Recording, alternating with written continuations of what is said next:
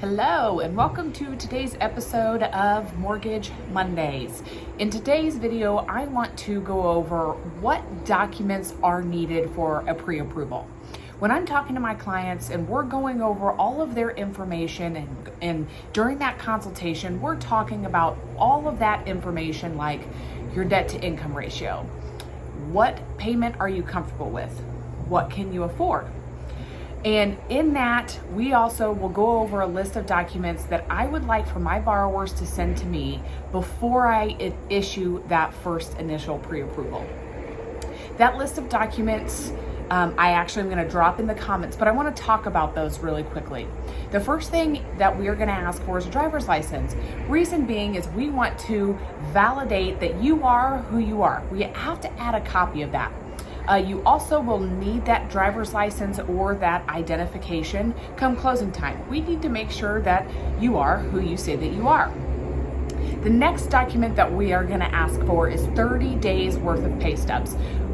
On those pay stubs, we need to validate your employer, where they're located, how much that you get paid. Are you paid by the hour? And are you paid by the salary?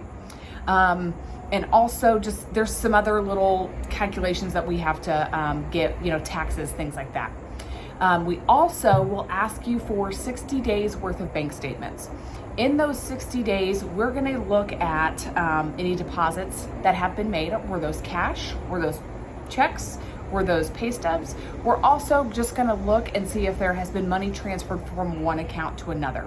Maybe you have an extra bank account that you didn't send to us or that you just forgot. Some people will send us just their checking account and then we will see money being transferred back and forth to their savings account. So we'll have to ask for 60 days of that checking account and also that savings account as well.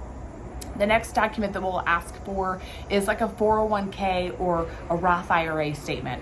A lot of investors like to see reserves. How much money do you have set back that if something were to happen to you that you have saved? Can you liquidate those quickly in order to make your mortgage payment?